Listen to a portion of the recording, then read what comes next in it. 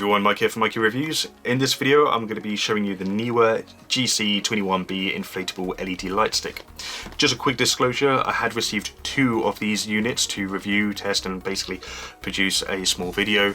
I was not pressured in any way to make a video more favourable towards this product. All opinions are of my own. One of the units I've actually already unboxed and had a good hands on, so I actually have a bit more insight to talking about the product in this video. But yeah, with that said, back to the actual product itself. The retail price on this is £80, and the key selling feature about this is the inflatable aspect.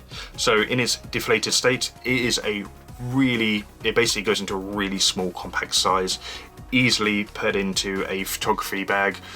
So it's great for photographers and videographers that want some sort of lighting on the go without having to rely on the much larger and weightier lighting kits.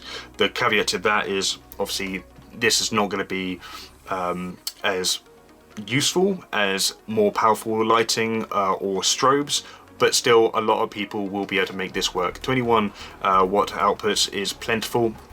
It also produces a really nice soft lighting, and in fact the lighting I'm using right now is the other LED light stick. So just from watching this video you get a good idea of what the quality is like from the lighting. The other features which are listed on the box, so it has 12 scene modes, so they're like lighting effects. This is a bi-color light, it's not RGB, so you won't get any of these fancy flames or like party settings kind of thing.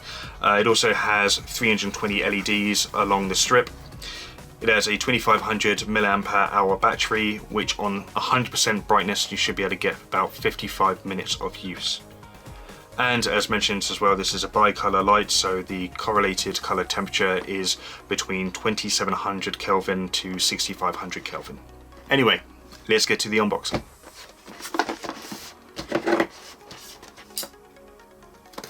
Okay, just open this up. Not too much contents. It looks like everything is just fallen out at once. So we'll start off with a very brief instruction pamphlet. It doesn't tell you exactly how to use the light apart from the basics. There is a QR code on there that gives you access to the full manual. We also have a USB to USB-C charging cable. This here is a magnetic mount, so if you did want to attach this to a 1/4 inch thread, you can do just that. Here we've got the inflator. You can blow it up with your mouth, but if you don't want to put lots of condensation in, then probably best to use the inflator. And there we are. This is the main light itself. It has a few magnetic points along here, so you can basically stick it onto like a metal pole, and then you also have 2 magnets here so that you can put the little magnetic mount on like that.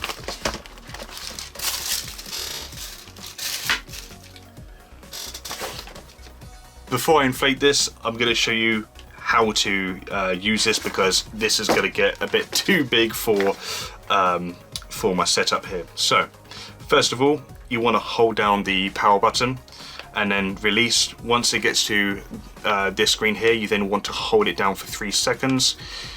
From here you can just press the power button once to quickly skip up by 25%, so 25, 50, 75 and 100%.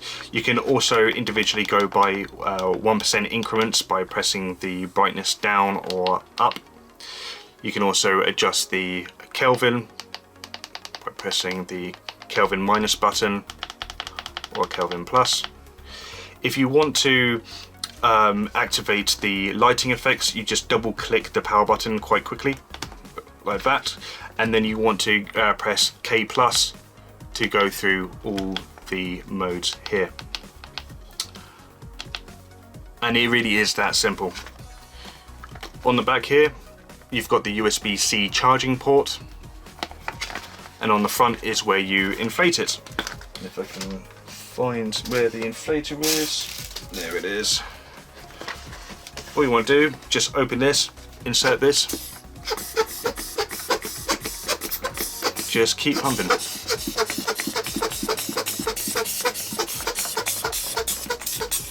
It is definitely much faster just blowing it with your mouth. We're getting there.